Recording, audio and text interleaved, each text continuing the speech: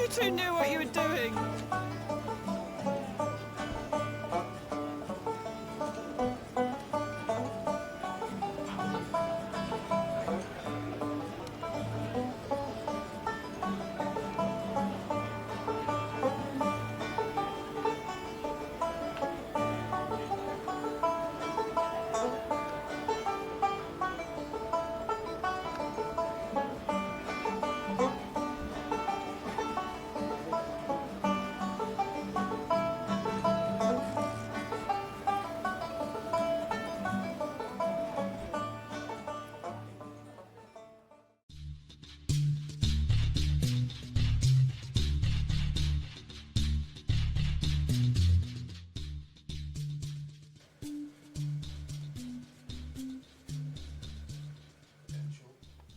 Completely free. Right. Yes. Yep. Right, Now so it's your turn. okay, then we decide what the craft is used for and what category it comes under. I reckon category B, offshore. Offshore cruisers, yachts which cruise around the British Isles or Wales and northwestern Europe, making offshore passages between 50 and 500 miles. No, it's not offshore, then it's inshore. It's inshore, right, okay, next one down, We're category not going to be C. 50 miles offshore. No, but that's a 50-mile passage. Yachts which cruise along the coast within 10 miles of land. That'll be you. Yachts which cruise along the coast within 10 miles of land and within about 4 hours passage time of safe harbour or refuge. Right, so category C, inshore. So we put a... I think it might be prudent to have it just in case you get a dark night, and well, look at today. Yes. It's seems to be a lot later than it would be normally. I think you're probably right. Let me just see if there's a battery down there. A couple of weeks ago, when it was so nice and sunny, this would have passed for 8 o'clock in the evening. Yeah. Now it's only it's only 4 o'clock. Gotcha. Right. How many? 4 handheld reds. 2 handheld reds. Right, and you'll be getting 2 more from your other. Oh, you got selection in there. 2 more handheld reds. Right, so that's the 4 there. 2. Where are we? Inshore. Handheld orange smoke signals. Orange smokes. 2. Right. Okay, that's fine. 4 handheld white. 4 handheld white. No, I haven't got 4 handheld white. I'm not sure I've got any handheld whites. None at all. That's for when they close quarters. It's isn't close it? proximity. If somebody's running you down and your radar reflector hasn't been picked up because of the clutter. Well, I thought the handheld white was for when they're actually trying to rescue. So they can It's also to warn ships that are coming too close to you and might not have seen you. Like a large, fast-moving ferry boat. If you suddenly light a white flare, then he'll get the shock of his I'm life. afraid we have no handheld whites. Okay.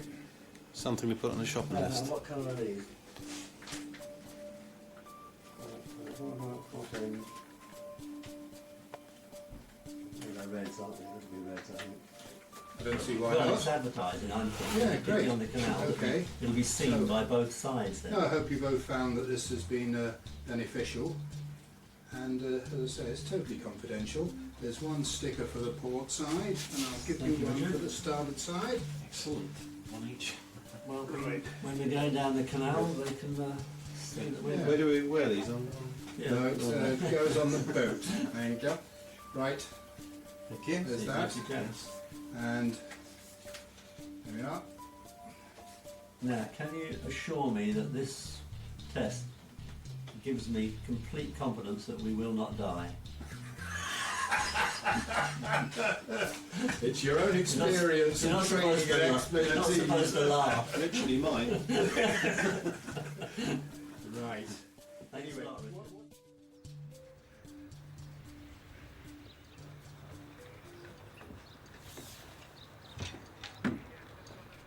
Well, it was a joint sort of inspiration, really. It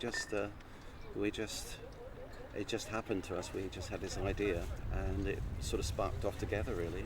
And obviously, we bought the boat together, so it was obviously we'd go together. It's the Bi-Centenary of Aberaeron, 200 years since the harbour was built and the town was laid out, and so there are all sorts of celebrations. Obviously it's based on its maritime history, so it's to celebrate its maritime history that we're doing it. Also, it was done in 1990 by two famous sons of the town, David Sinnett Jones, the late David, and Peter Lloyd Harvey, who did this trip say in 1990 successfully. Took them just over 16 days. We thought the time was right to try and follow in their footsteps and emulate what they did. But I never thought that this was going to happen again, anything connected with David's voyages. So when Nigel came up with this, for a wonderful reason, that he in fact wanted to celebrate something special for David in his memory. And I've just been very, very happy. Well, there are a lot of people who know him better than I did, but I found him an extraordinary and remarkable man with incredible determination to overcome all his various disabilities and to achieve what he did, and building his own boats and sailing them around the world alone. He was just a remarkable, inspirational man. If ever I have a hero, it would be David Sinnett Jones. I thought he was a great bloke. He was always somebody who was going places. He always had time for you. He always spoke to you. He was always pleasant, understanding, very knowledgeable, and very, very shy, really. That's how I found him. But unfortunately, I didn't know him as well as I would have liked to have done. I found out a lot about David since starting this trip, and basically he's just a character, and we're having lovely stories now being told to us by his partner on a previous trip, Peter Lloyd Harvey, of their adventures on the way, and we hope to try and emulate some of those. And the whole thing was over 600 miles, so we had an awful lot of time to talk to each other and get to know each other very well and see sights that you really wouldn't see from a road. It was an incredible voyage in every sense of the word. I just hope it all goes well and that we have fun. I know Peter Lloyd Harvey, who's standing up there, who went with Dave, he said it was fun. They laughed a lot and had some good times. A few scary moments, but any sea passage is like that. So, yeah, we just hope to enjoy it. And it's just such an interesting idea to circumnavigate mainland Wales. And, to go through the sea and through the rivers and through the canals and back round again. It's an interesting voyage. Well, we have sailed together quite a bit, so we know each other quite well. There's a fair bit of banter that goes on, and I hope it will be okay. The jury's out. We'll see. I'm sure we'll get on fine. There's nothing like adversity to pull you together. And I was best man at Roy's wedding, so we get on fine.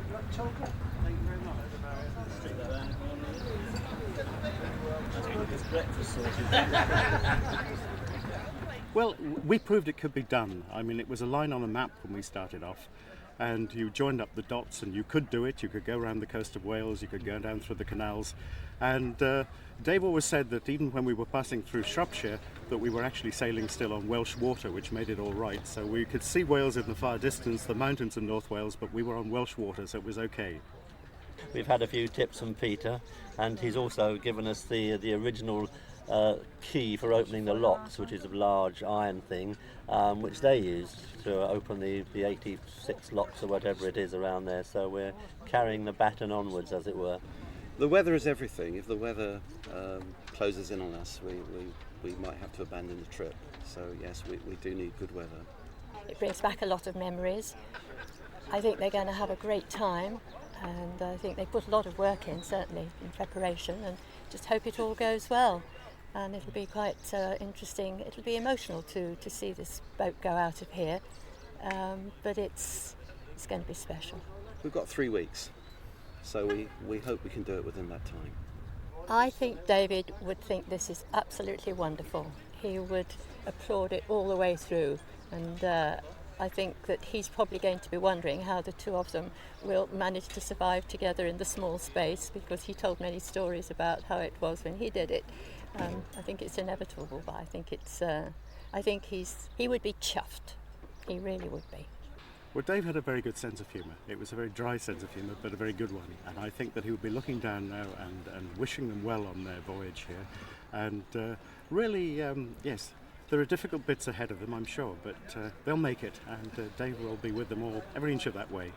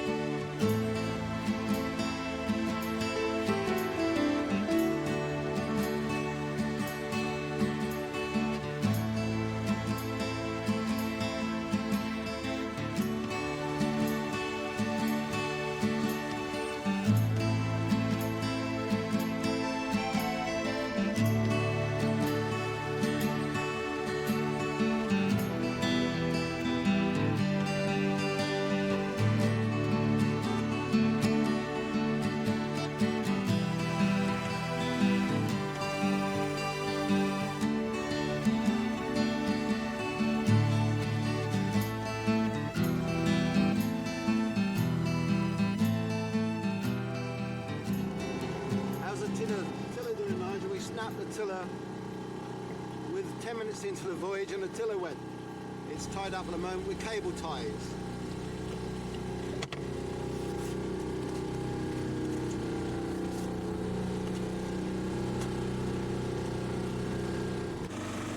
Well, there's Bardsey. We're just entering Aberaeron.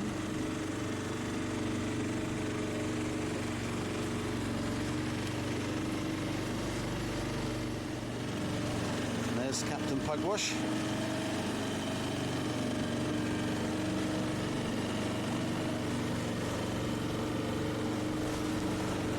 Well, that's nice to get the first leg over with, Nigel.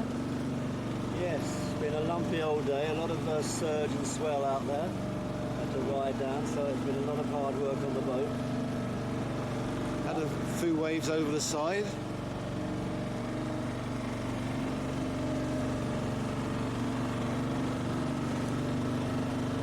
So it's to find somewhere to tie up for the night and Find a pub with hot food.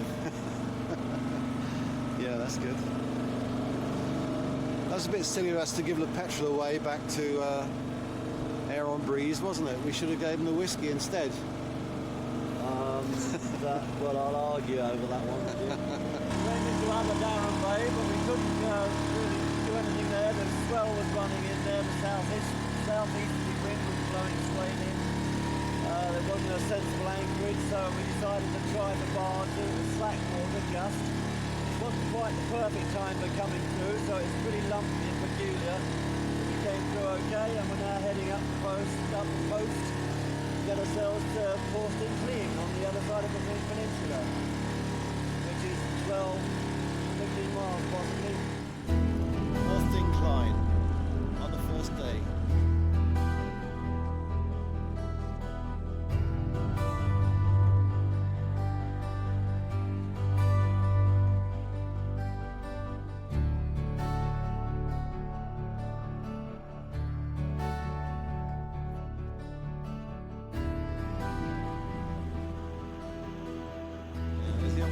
Lugger, that's what Dave St Jones and Peter Lloyd Harvey did theirs in, wasn't it? The 18-foot one. It's quite a bit bigger than this, isn't it?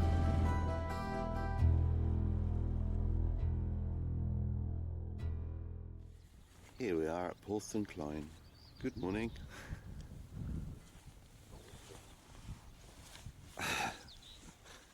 Morning, Nigel. Oh, I wish my body didn't ache so much.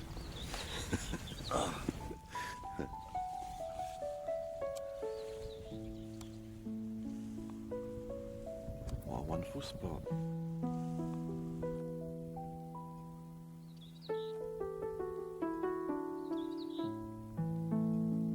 There's a little hostelry called De Cork. Is that right? De Cork. Oh, the Red House.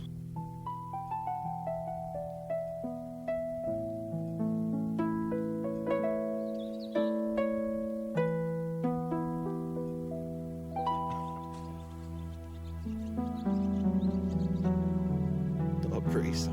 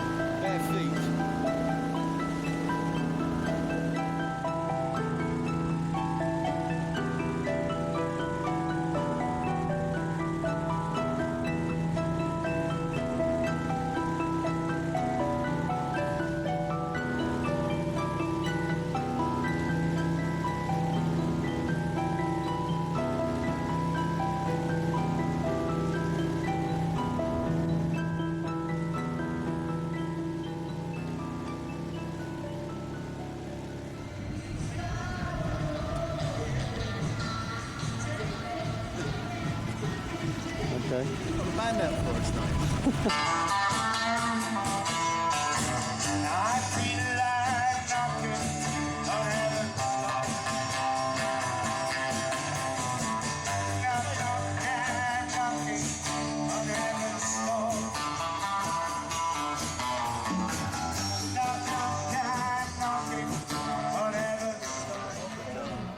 Tonight we're going to have B&B in the heart of town. Yeah. We expected lots of rain, thankfully it's held off. Yes, it has. Yes, it's held off today, thankfully. Well, that's lovely. Thank you ever so much. This town should stick to that.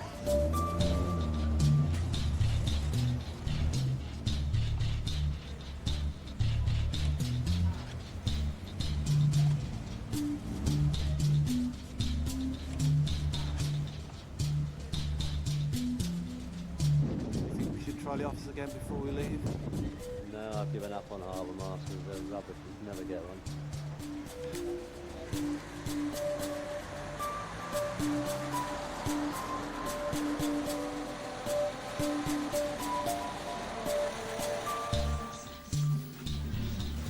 Next week I'm in Lincoln with two women determined to get us alone. Here's to say you're all right.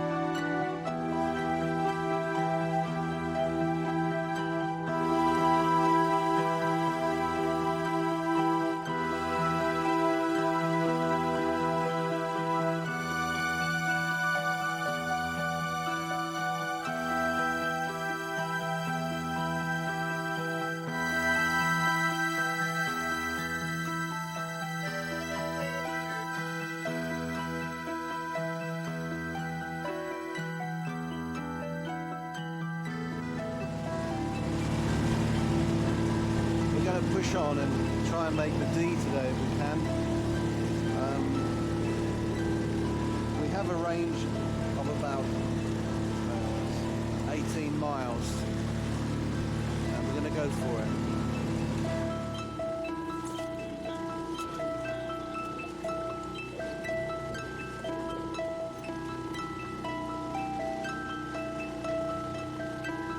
Right, we just rounded the Great Orme and we're heading towards the D estuary. We're going to go for it in one day if we can. Say goodbye, everybody.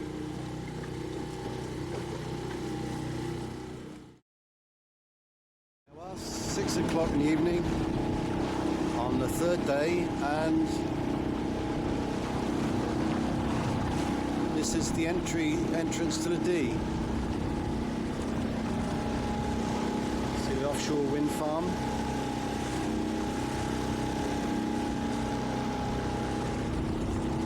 That's a channel marking buoy. Yes, we're slightly the wrong side of it, but we should be okay.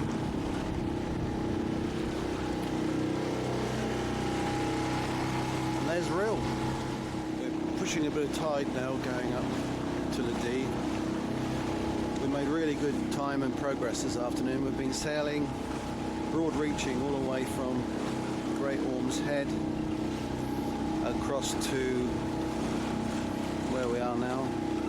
We've just dropped the sails because we're pointing more to the east, and as we enter the D, the wind's dropping anyway, the clouds are coming over and it's getting to be a bit murky. We hope to make Connors Quay tonight, but we've got about half a tank of fuel left. A bit closer in now, the entrance to the D. Still about 2 hours of tide running the wrong way, so we're hoping when it narrows it doesn't push too hard to use up too much of the fuel. And there's the sun.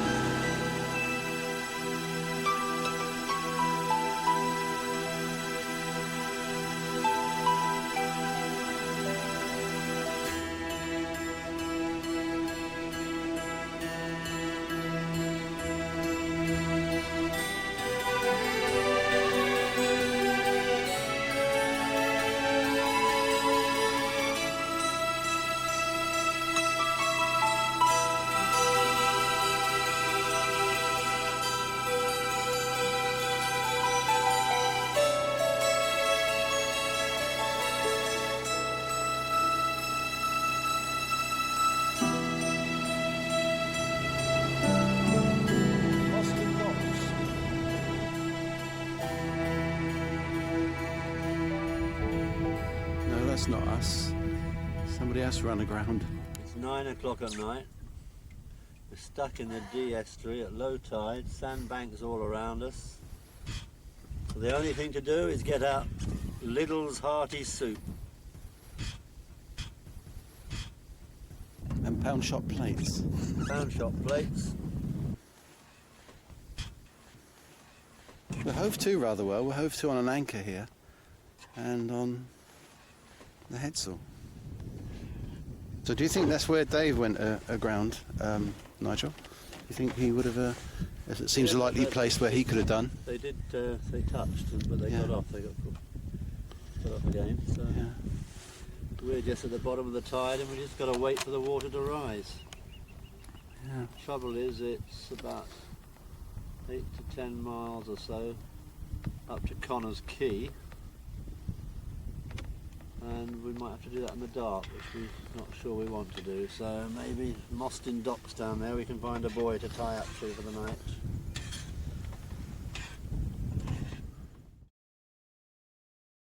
The morning after the night before. Just don't ask.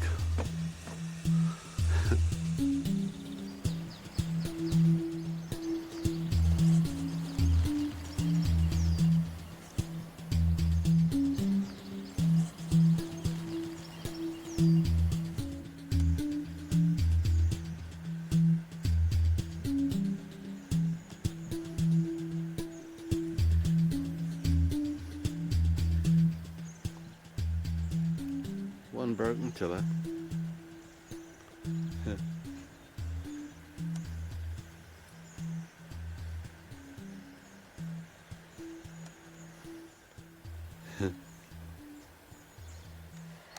I'm off to find an ash tree if I can, try and make a tiller.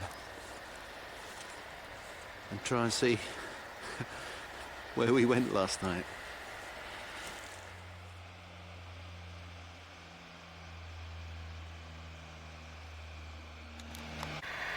I think we sort of missed a turning somewhere. I think we turned right and we should have carried straight on. Oh well, never mind. Well, that's where we came last night in the dark, following all the leading lights.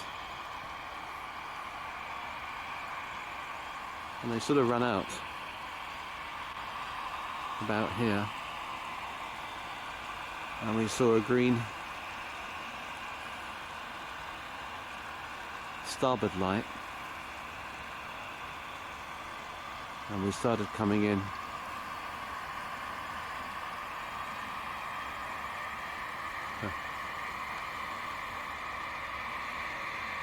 It's amazing how disorientated you are at that time of night. But at 2 o'clock in the morning we were just grateful to have a little nooch to curl up into. You know, I think this place is just a marina waiting to happen, and I think we sort of found it.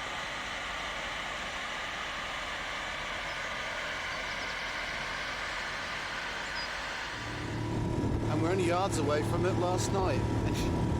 How on earth could we miss it?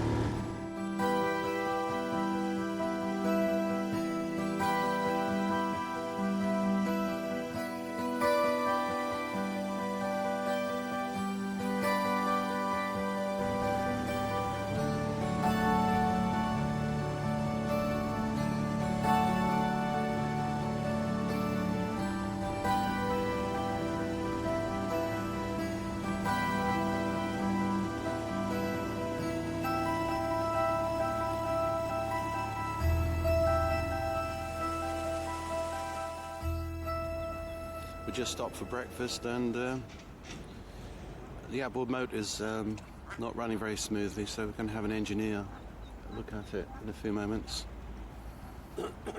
Give him his opinion of it. It's amazing what sort of stuff you pick up on the canals, weed, and it's probably just affecting the running of it slightly. Well, it's nice not to have to worry about lobby pots.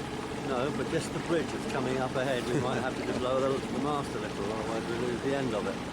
Most of them seem to be all right, we just squeeze through. Yes. There's a few, you've got to be quick, and down it comes. But we've done really, really well. Had the night at, was it Beeston Castle, under Beeston Castle last night. Very dramatic place. Smacked our 2 hooks into the bank and tied our ropes to them. Blew up our airbeds and got into our sleeping bags. And Nantwich is the next stop. Nantwich, with its, I think it's 15 locks all one after another. Takes 2 hours to get through. Are you watching for the bridge here? Nearly. I think we made it. We went like when we went too early. We got through that right. We still have a riding light, do we? Masthead light? Still have a masthead light. Jolly good. You still have the top of your skull as well. What I think you do.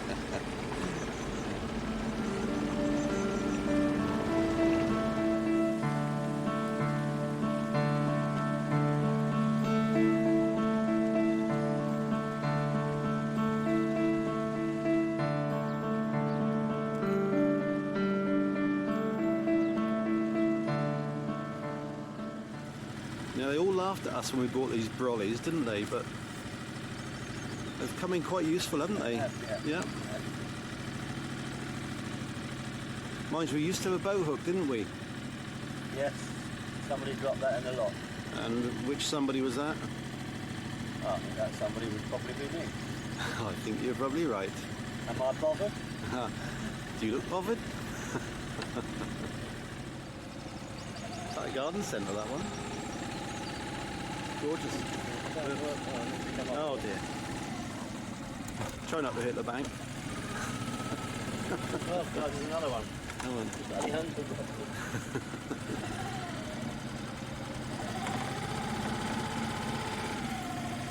Get ready with the bar brolly. Okay.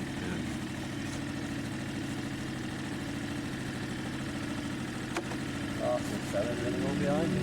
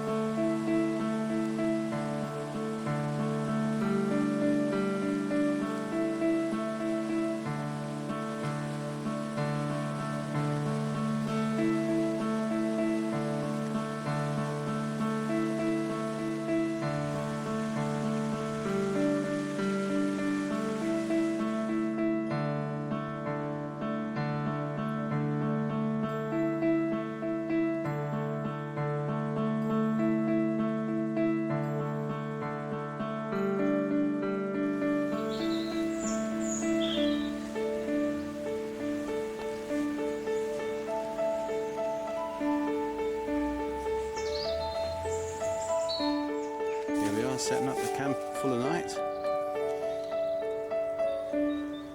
This is the sleeping arrangements.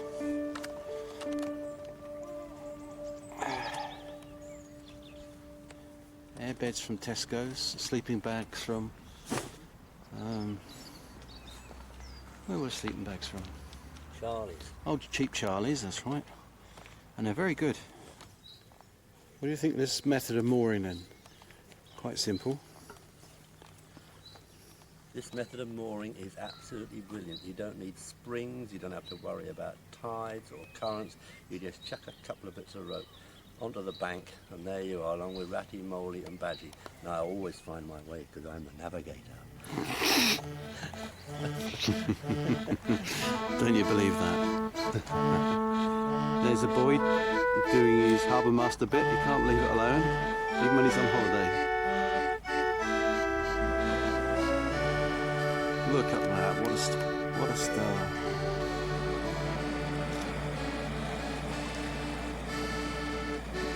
Anybody would think he did that for a living, wouldn't they?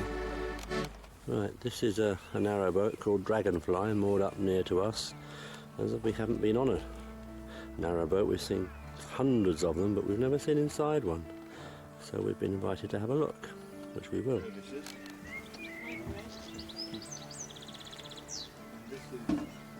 Good stuff. So you've got a full-size oven and a grill and a microwave and full-size fridge and even a freezer on board. Well, that's a freezer. Yeah. So, yeah, ice for the gin and tonic. Absolutely, absolutely. I'm just impressed with the whole size of it. It's just absolutely massive. And this close open so you get your view out. I know. Will do. Oh yes, we've seen quite a few people leaning out That's here. right. Yeah. Looking very surprised at us as we've gone.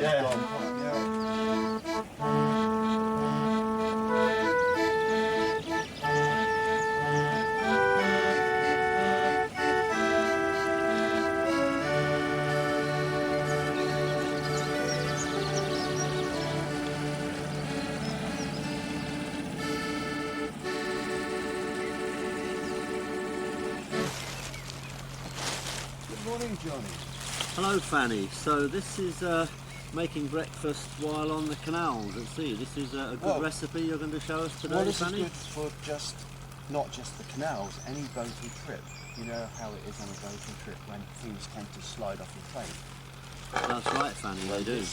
I'll show you later, this won't actually slide off the plate. And what's more, That's very useful. It is, because if you're at sea and it's doing this and that, you know, it's very useful. Anyway, it's a very, very, very simple cooking. And the other great thing about this is it's a one-pan cooking operation. So shall I switch on the cooker then, Fanny? Please. Right, that's easily done, all the way around. Very useful piece of equipment. Yes. Don't burn your hand, Fanny, your pretty little hand. So, what do we have here? Some semi-skimmed milk. Only the best. The very best. It's very important to get the best. Just a small dash of milk. Did I tell you, Johnny, that this is actually traditional food? This is Welsh traditional food at its best. At its best. So the milk goes into the pan, followed by... So this is Welsh rabbit. This is a bit of rabbit. Well, some people I know say rarebit, but that can't be right. Rabbit seems to be the thing to me. Johnny, no, that's not right. No, it's rarebit. A liberal helping of the sweaty cheese. So this is sweaty cheddar. You need some sweaty cheddar. Any old leftover cheese that you have, you don't have to buy cheese special. If you've got something going off in the cupboard, that's actually ideal. Or if it's been in the bottom of the bilges in a boat for several days, that's probably pretty good, isn't it? And if it's a bit... By the engine compartment, that would make it sweaty, wouldn't it? Yes, if it's a little bit of, sort of gone a bit buttery, that doesn't matter. It actually adds to the whole thing. I take the rubbish off you there, Fanny. Put that away somewhere. Under the table.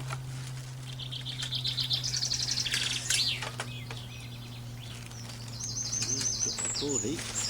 So it's very simple, it's just cheese and milk, and we have acquired some sauces. Yes, these would be the ones that we stole in the pub last night. Unfortunately, the best kind of sauce in a pub is sauce in a sachet, and mustard in a sachet. Unfortunately, the pub that we went to didn't have that. So the thing to do, it was very posh, so the sauce and the mustard arrived in little pots.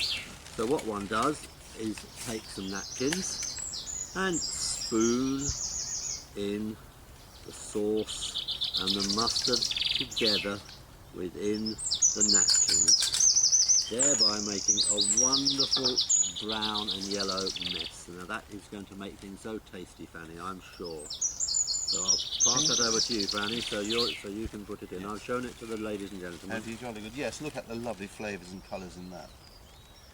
If a bit of tissue goes in, it won't hurt. No, it's just biodegradable in the gut. Yes. I don't think a lot of the mustard's going in there, Fanny. You might want to give it a little bit by the edge of this. No, I see what you mean, yes. Right, perhaps. So you've finished with that now, Fanny, have you? Thank you. Could you put it in the bin, please, Johnny? Yes, put that in the bin. Oh, look.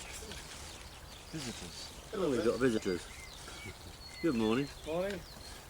Don't. A lovely morning, isn't it? It's a beautiful Gorgeous, morning. yes, yeah. We're making a silly film, so don't worry about us. Are you making a film? I beg your pardon. No, you carry on. Nice to see you. Nice morning. We're pretending. This is Fanny Craddock and I'm Johnny, and we're making breakfast on board. And you're not inviting. You come back in 5 minutes, it'll all be ready. A nice bit of Welsh rarebit. Oh, there we are. You can't eat that. You cannot, no. One of the important things with this is not to let it burn. It can easily stick to the pan. Right. So you must keep the ingredients moving about. Doesn't it smell wonderful? Smells quite good, Fanny. Now you can serve this on toast, but I like to serve it the traditional Welsh way. You're not going to use that fat crust, are you? Well, actually, you can use any old cheese, any old fat crust that you have. The traditional way to serve it is to take a hole from the centre of the bread to allow the juices to run through. So I'll give that to the ducks, shall I? It's very useful if you have some ducks. Ducks?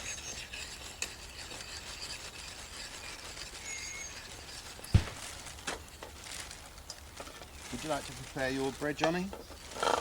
Certainly will, Fanny.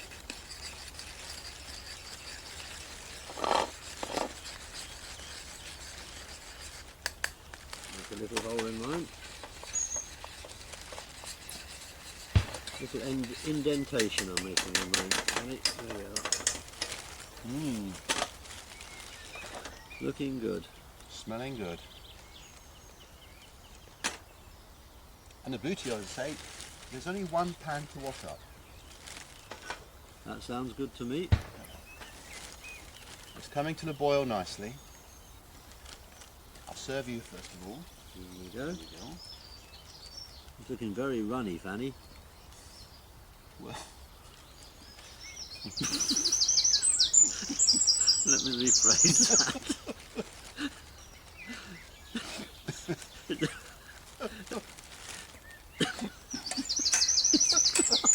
Quite moist.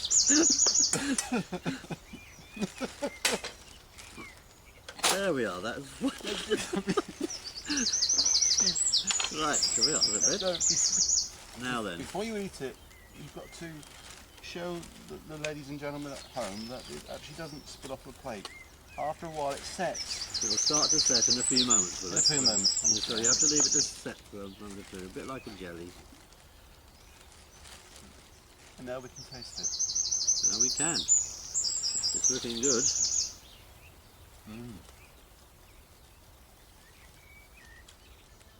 Well, Fanny, I think you've surpassed yourself again. There we are. Breakfast on the canal.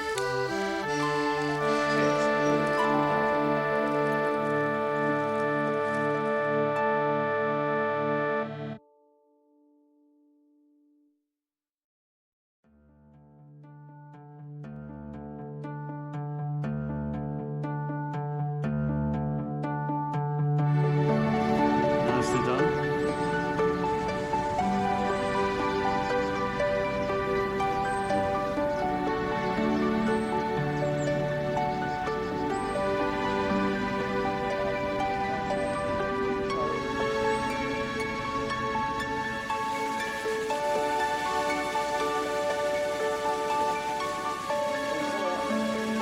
you.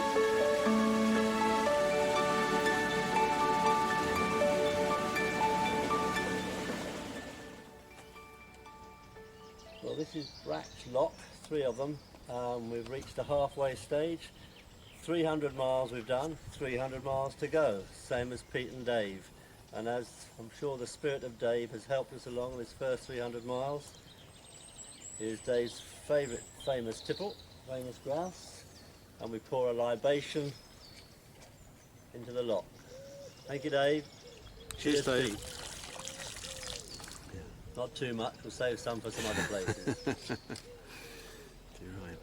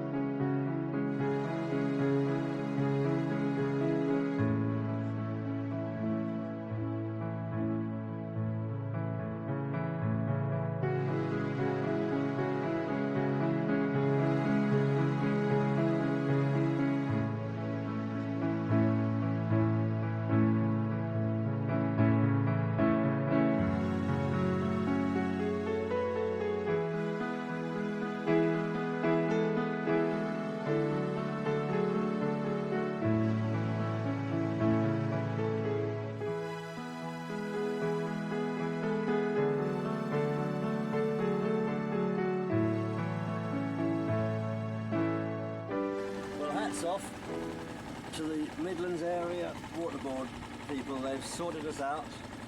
They could have thrown us in the clink, but they've impounded our boat, but they've given us all our little bits of paper and sent us on our way. We've got a ticket for the next 30 days, so And they even we're not coming back now for 30 days, Aberaeron. No. They even offered us a cup of tea, wasn't it? Really good. Yes, have a cup of tea in the office. Yeah, it's brilliant. And now we're on our way out. We'll be into the River Severn, and look at the swan, the little signets on the right-hand side here. Wow, yes. There you go. She had a clutch of eggs, 1, 2, 3, 4, 5, 6.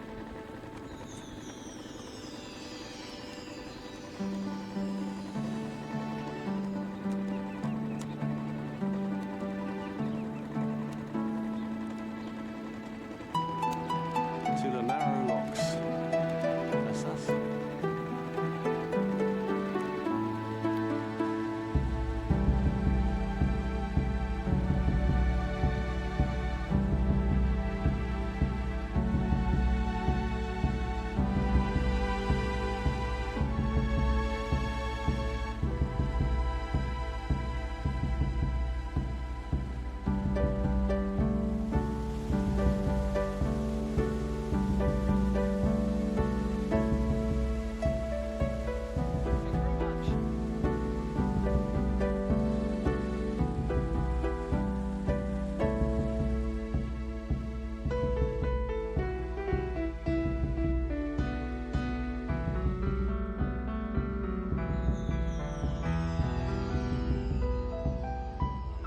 I don't expect to get picked off for filming me because I don't think... You've been the star in this Does all it the way along. record sound at the same time? It does, yes. So watch what you're saying. Okay, so I say something like, welcome to Upon 7. Thank you, James. Lovely to be here. And Thank you, you Pat, have for meeting 35 us. litres of petrol in the back of your car. I do.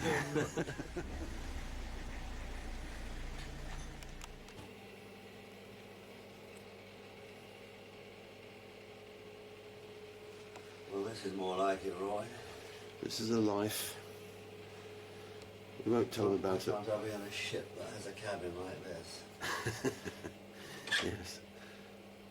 We won't tell them about this when we get home. We'll wipe this one off the film. Okay. We can have a cup of tea.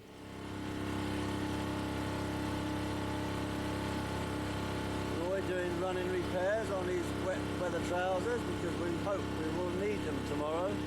Well, we'll be in the sea. We might not need the wet weather trousers. As you notice, we're coming down the Severn with the sails up. Not doing very much, but every so often they pull and help us a little bit. Which is nice. Right, yet another lock. This is Gloucester Lock.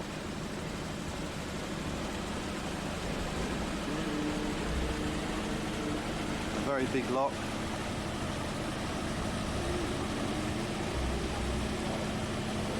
We're not going to stop in the basin. We're going to go right through. Here we are then, entering the docks. Now, the way out. But not in here. There's our frothy coffee, which we're not going to have. This is definitely where they stopped and they walked around. Yes, yeah.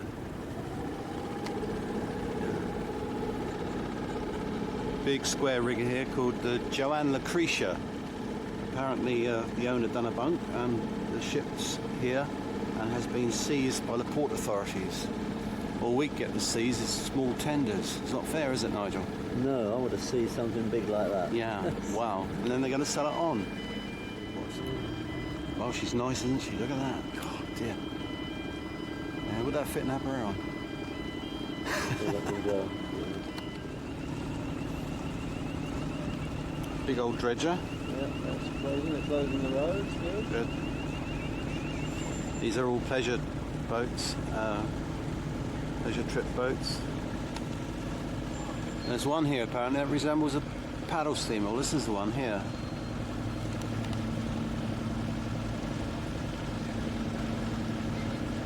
That's a false paddle. Apparently the paddle is just for show, isn't it? Yeah. Well, there goes the bridge.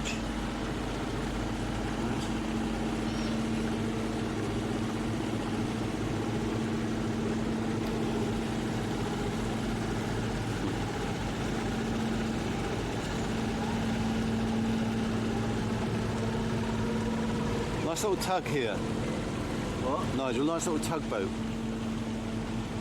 sure we can go through yet. We're waiting for the red light. The green light.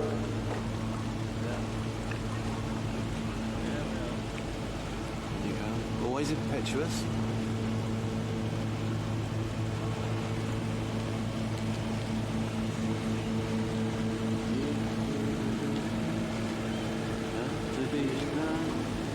Thinking of you.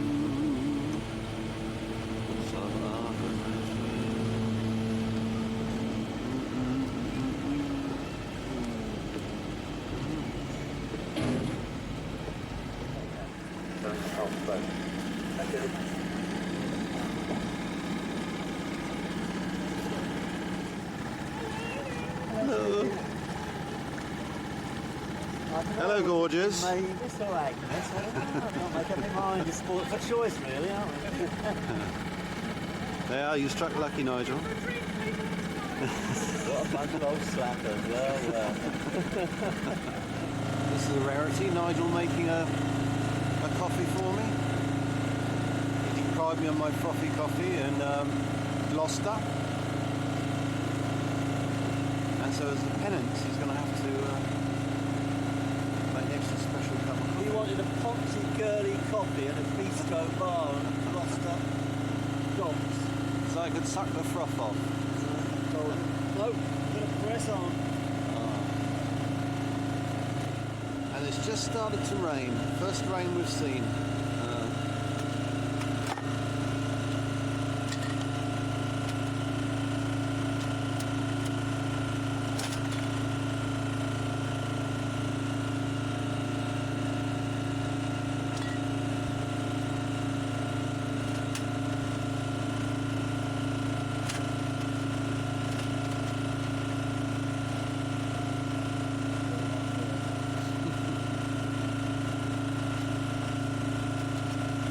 Got to get a little stop. Got to take it out of the box.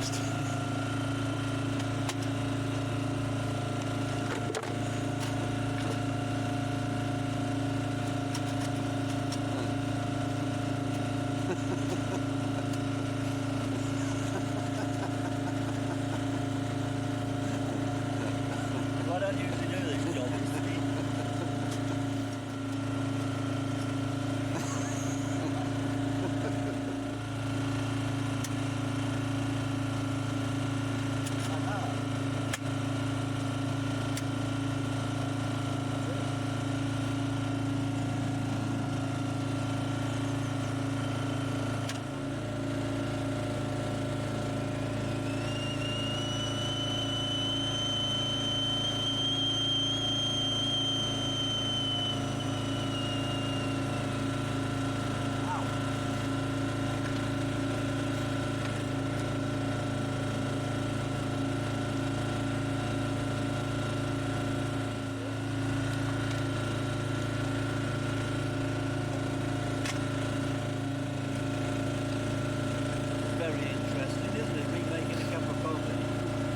Unusual, but it's worth filming. Oh, on this mill.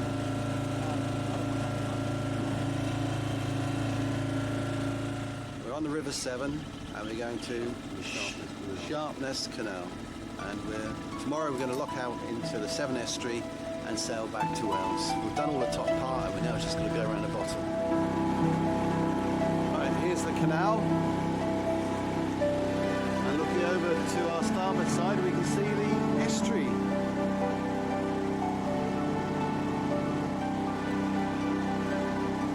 Hopefully that's where we'll be going tomorrow.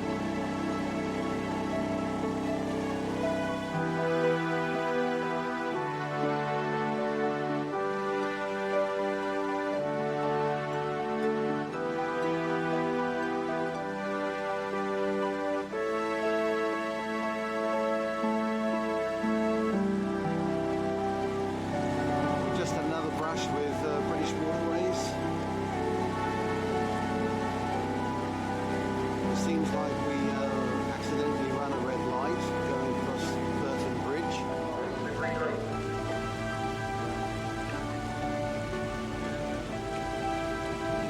Always impetuous. And the bridge keeper was jumping a bit and taking photographs and telling us off. And we've just been told that we won't be able to lock out tomorrow. We should have apparently asked them prior to coming down to the lock and given them 24 hours notice. But we haven't been told this by any of the literature or any of our initial contacts with British waterways. So I don't know how they really expected us to know that,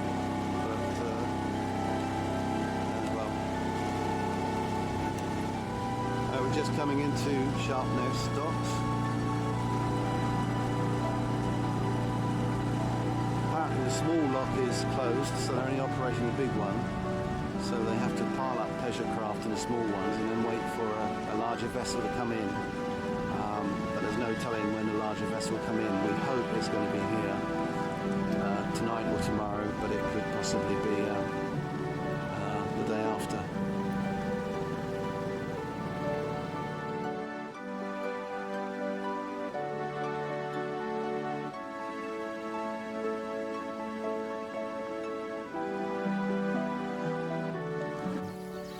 Sharpness is up there.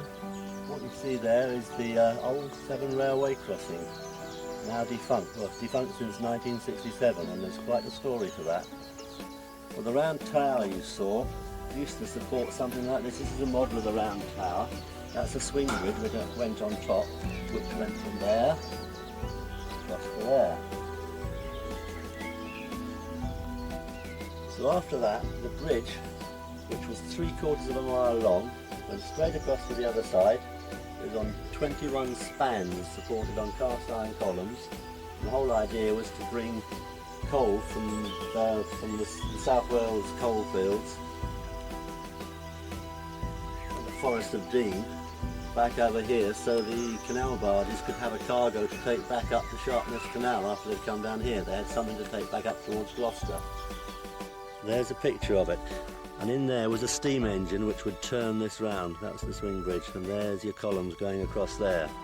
Now, the 17th column, which is about there was a huge accident on the night of the 25th of October 1960.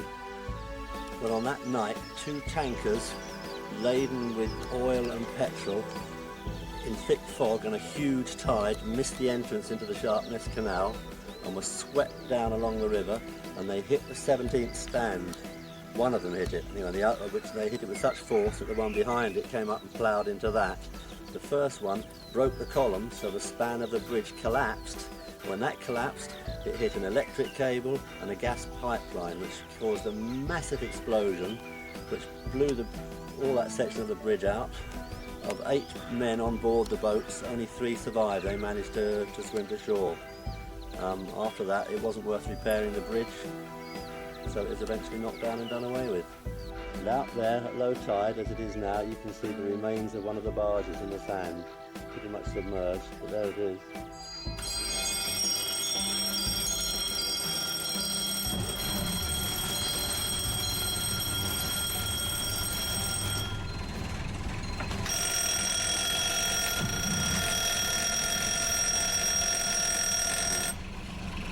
Well, we're here on Stokey's boat, who kindly let us use the internet to download some information on various Severn disasters. We hope we don't follow them.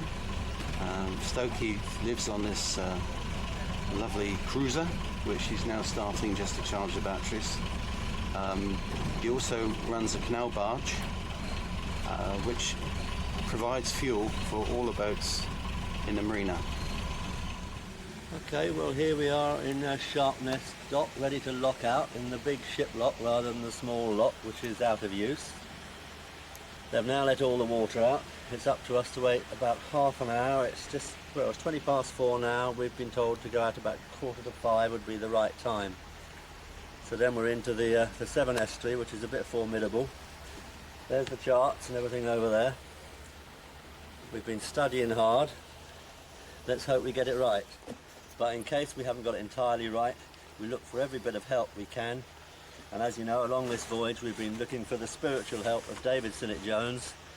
Spencer DeFriend sent this, so we're offering libations to David as we go along, and I think particularly one is needed now before we go out into the estuary. So David, keep your eye on us, lad. We need all the help we can get. Okay, there she goes.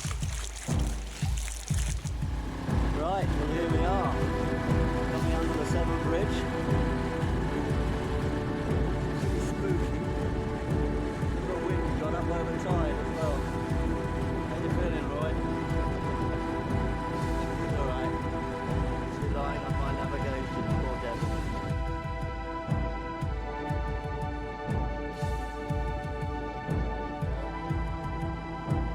Going 9 knots over the ground. 9.1. You hear that? 9 knots over the ground. There's the next bridge up ahead.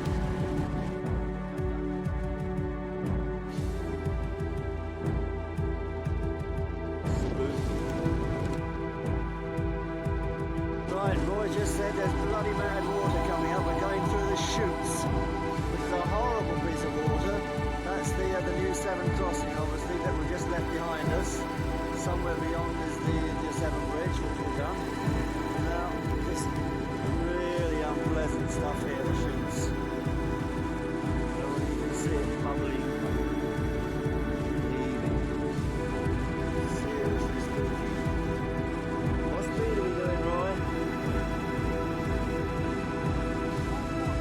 We're doing 9 knots at Little EOS. With our 5-horse outboard.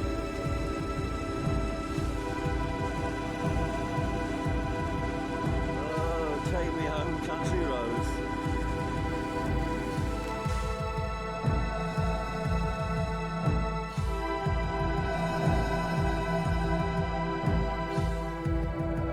Here we are in the lock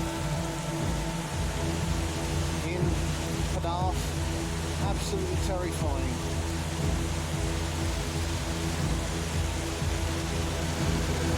Absolute monster, the worst lock I've ever been in. Oh my God, are we glad to see it. We just had a horrific journey from down the Severn estuary. The boat's absolutely saturated. Life jacket's gone off. Charts are disintegrated.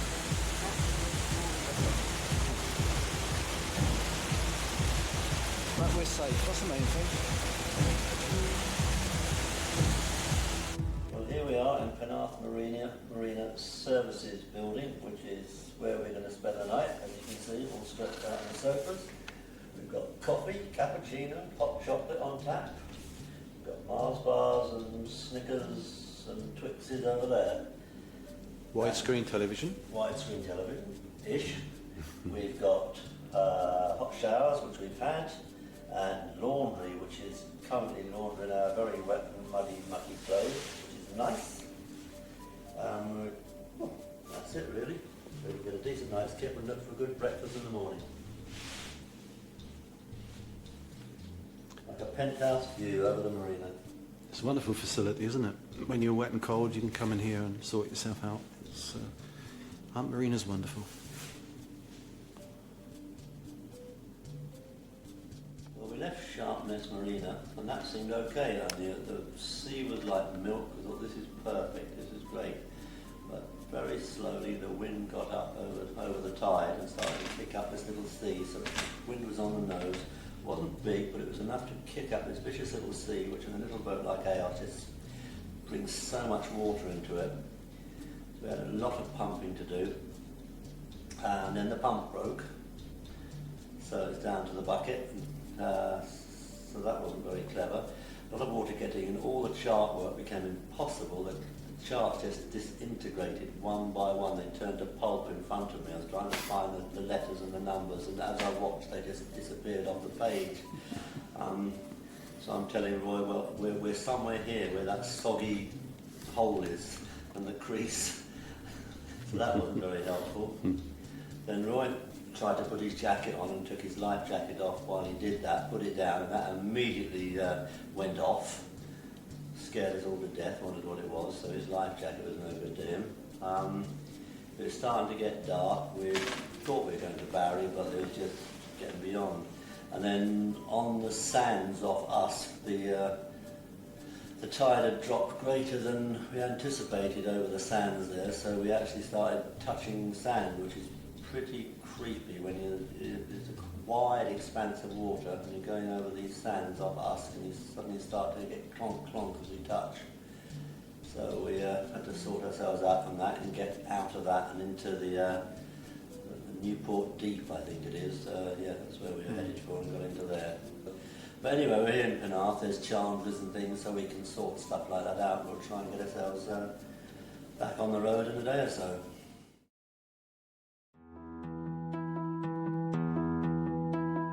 Right, that's Mumble's Head we're approaching now. We left this morning Penarth at 6:30, it's now 11:30ish. It's a spectacular looking headland. Here we are, tied up on a slip in Swansea next door to the lifeboat station. The tide is just on the turn, just about to come in. We've got to decide where to leave the boat. We don't particularly want to leave it here, bobbing about on bottom. Nigel's just gone along to the public slip to see if there's any way we could, when the tide comes in, actually bring her up the slipway and hold her off and tie her off there. If we're to go tomorrow on our next leg of the voyage, we've got to have access just before high water. I think it would be helpful now.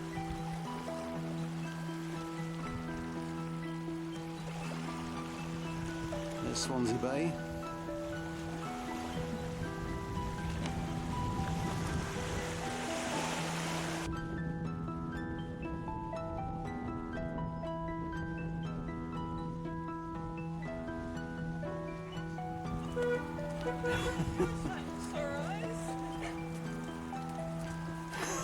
Hello. Hello. Hello. Hello. It's the sunshine. Look at it. Miserable. Oh, I don't even know where we are anymore. It's tracks. No, Mumbles. Mumbles, is it? Mumbles. Oh, I'll give us sunshine tomorrow. Give me sunshine. Here we are now, charging across Carnarvon Bay.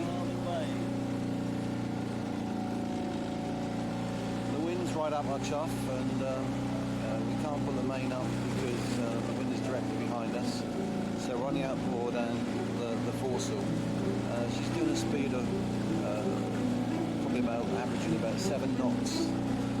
We're running with the tide. We're hoping to make down about 1,300 knots. There he is, the star of our movie.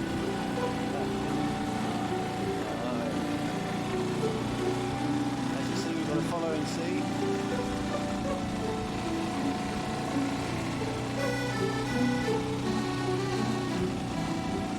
And I think it's raining everywhere else, but we're in sunshine.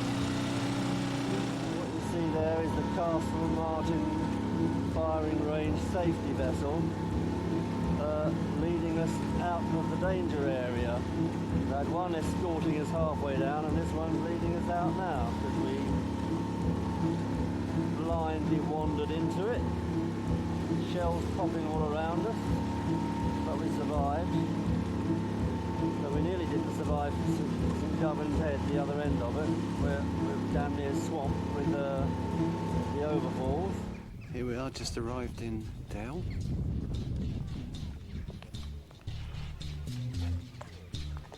My word, has it changed. It's absolutely full of moorings. And they've built this fantastic pontoon.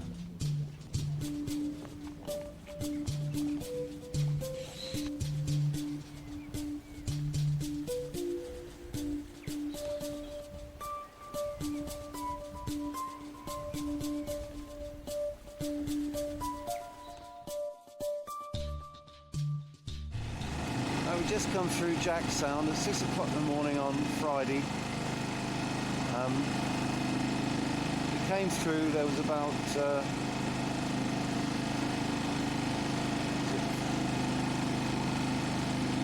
2 hours before the top of the tide at Springs. Is that foolish or what? That was the local information given. Didn't go through.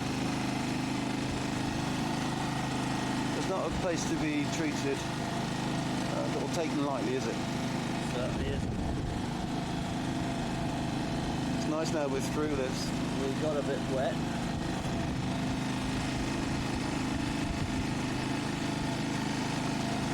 So the plan now is to go to Solva, have breakfast,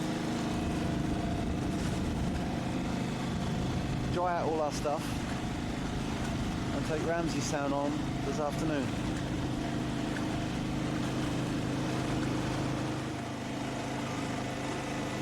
And this is Solva Harbour. Rocks either side as you enter. Sort of a shingle beach and inlet.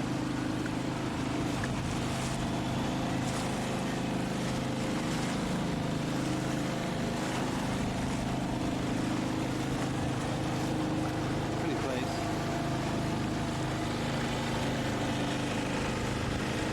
Puffins sitting up on the rocks there.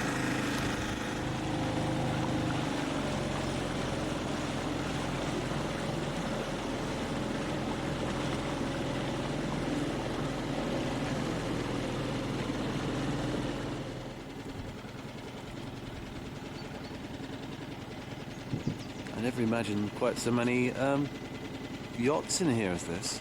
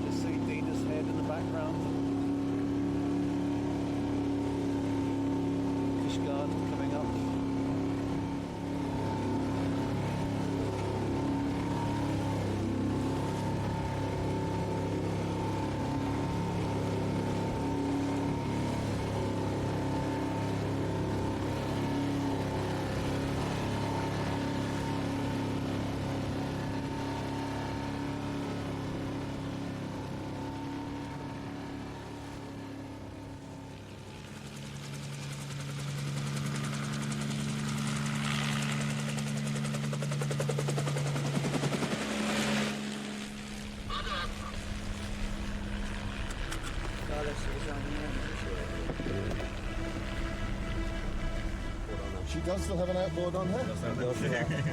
Cost me 700 quid 4 days ago. And it's No, that looks like she's dug in the sand a bit, but that's all right. I say the only thing we weren't sure is how much fuel is in it, and you know, you feel the yeah, well, I can tell you that. Yeah. When you get there. 2169, Milford Coast Guard, roger, please. No, I don't think so. Didn't hear them calling it. The one of the life jackets is deployed. I don't know whether it's a water-sensitive one, I presume. Yeah, they're It's a little bit damp in the cabin underneath there, but apart yeah, from well, that, it usually is anyway. To be oh, honest. there we are. Could have gone off in the range.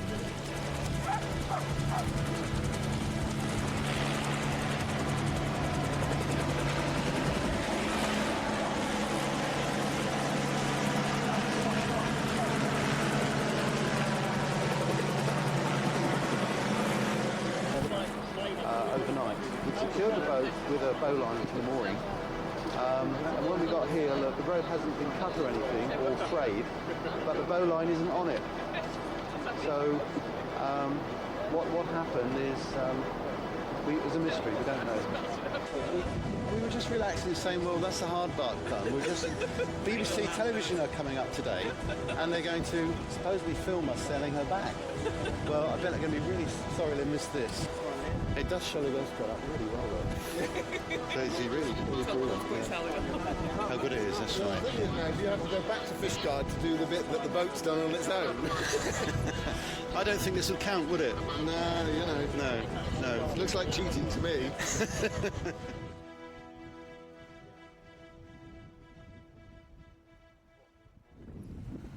Well, just to prove that disasters don't just happen to us, there's an ex-lifeboat there in Fishguard Harbour with a gentleman trying to repair it, and he was bringing it from North Wales, I believe, heading for Plymouth. And I think he lost his engine, then he lost his steering and went into Cardigan Island and got holed. And it's a ferro cement boat, so it's got it here in Fishguard, and he comes down comes up when he can from Plymouth, and he slaps a bit more cement on it. I'm sure that is what he's doing now, but hoping to get it put right and onward to Plymouth. So worse things happen to other boats and happen to EOS. We just sat on the sand. She had the good sense just to sail herself around Dina's head and tuck herself up quietly on Newport Sands.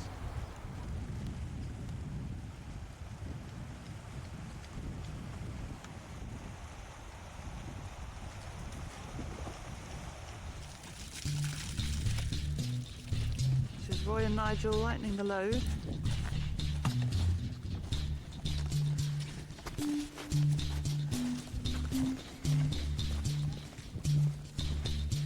Before trying to scrape up EOS's bottom, going down the channel from Newport Penn, trying to get to Newquay, trying to sail with the tide.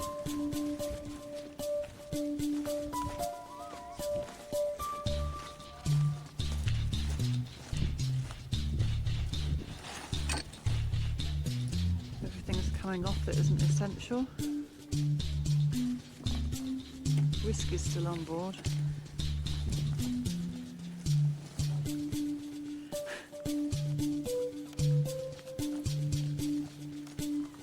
What we're trying to do is get back to Aberaeron tonight.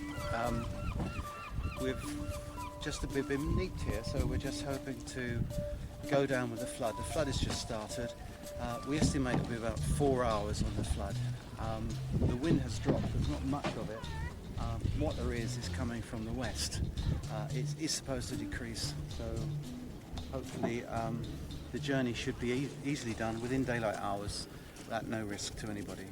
Right, we're just pushing it into the river off Newport Beach. We think it's time for another David Sinnott Jones libation to take us home to Newquay, hopefully tonight. So, a little drop for us, a little drop for David. There we are. For me. He doesn't drink whiskey. There's Roy and Nigel pushing EOS off down the river, having to punt her way along. at Newport Pens. Tide's not quite in yet. We've just come through Cardigan Island. The tide was running really fast. We've been doing 8 knots down across the estuary of Cardigan.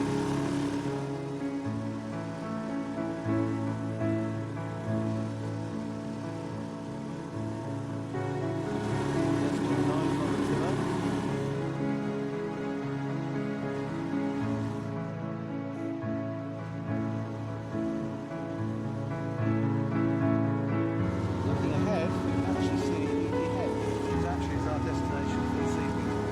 We hope to arrive about 2200 hours. There's the apprentice, he's had a busy day.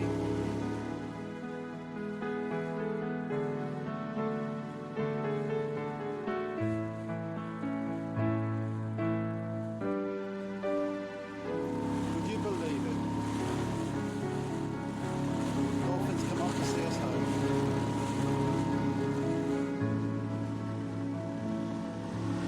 All these miles that we've done, and we get near Newquay Head and we start seeing dolphins. I saw a couple down with Sharpness Canal. What, along with the spooks?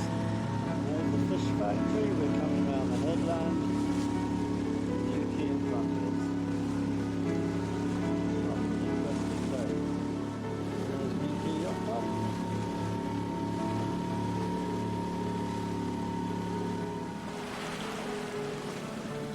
Newquay Harbour. Very glad not to still be on Newport Sands.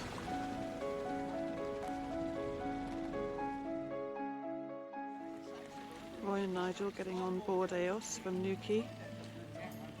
Sunday morning, their final day.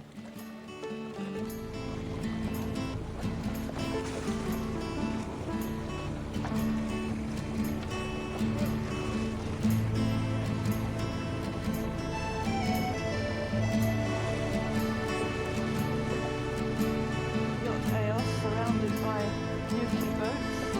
And then Zuma from Aberaeron.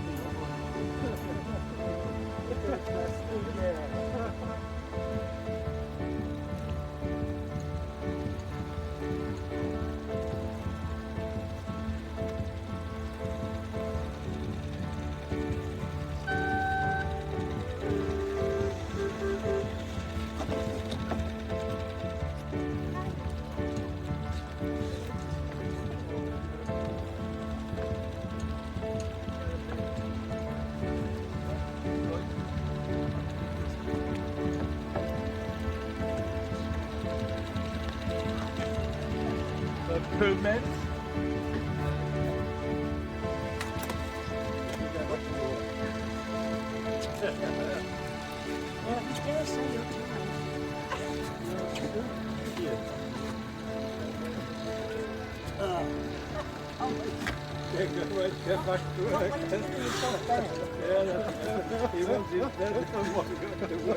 Oh, right.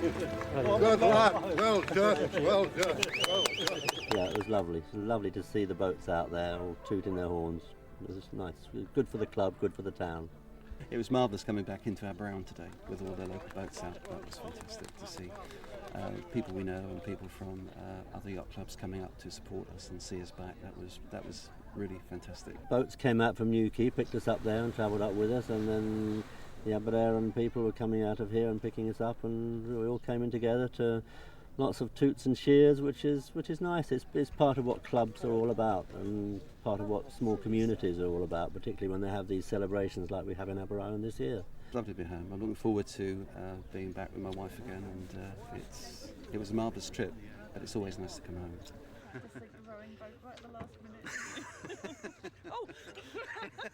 Well, going through the Menai was great, and arriving in Carnarvon was nice. Going over Carnarvon Bar was a white knuckle ride and very exciting. Not dangerous, just exciting. And then going through the Swellies, which were actually very tame on that day. But the sail across North Wales was nice, up towards past the Great Orme. Had a nice sail there. Certainly the early part of the Shropshire Union Canal from Chester onwards is very, very beautiful countryside and really interesting Victorian architecture and machinery and the locks and bridges, which thoroughly enjoyed that. Sailing up from Newquay to Aberaeron this morning, that was the high point. The canals actually were very straightforward and quite easy and a bit boring compared to what we normally do. We were both, I think, glad to get back onto salt water again. But certainly going round headlands we hadn't been round before and going to harbours we hadn't been in before, that was interesting and rewarding. We nearly went straight past. St Govan's Head, yes, where we hit the overfalls with wind over tide, and there was an awful lot of water flying about. Needed to do a fair bit of pumping. The tide was rushing down and we weren't moving very fast, and the boat surfed and pitched, and we were pooped at one point, water coming over the stern. One of the problem design faults of the boat is it takes a lot of water up through the keel box, so it splashes up when there's decent sized waves. So you need to keep abreast of it with bailer and pump. It was quite scary for a short time. And it was a bit hair raising, but it was all right. And then we wandered into the Castle and Martin firing range because of that, and had to be escorted on our way. So that was an interesting few hours.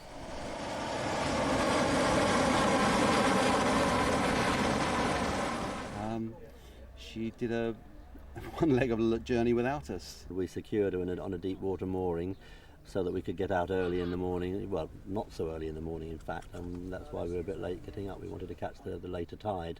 She went off by herself. She slipped her moorings. Normally we're up at 6 o'clock to take her somewhere, and this particular morning we were not. So she went off by herself. I think she was just in a hurry to get on. We got up late. I think she wasn't going to hang around for us. And it was remarkable how far she got and that she ended up safe. We just finished our nice breakfast when there's a knock on the door, and there's the Coast Guard. And you probably know the story from there. There were helicopters and lifeboats and a dozen or so Coast Guard. The Coast Guard was absolutely brilliant. Throughout the trip, the Coast Guard's been tremendously supportive of what we've been doing. But to actually see them in action and the way they examine and cover everything is very reassuring. We'll never know what happened. She was either the mooring just slipped itself, which I'm glad that me wasn't tidied up, or possibly it was vandalised. I don't know. But anyway, it's incredibly lucky that she arrived round on Newport Sands, because she shouldn't have. She should have wrecked herself under Dinas Head. The coxswain of the Fishguard lifeboat said, just never get rid of that boat, because it's the luckiest boat I've ever met. There's only one place between Fishguard and Aberystwyth that she could have landed on her own, and she landed on it. Yeah. So, thank you, EOS. We did consider the possibilities of bringing her back.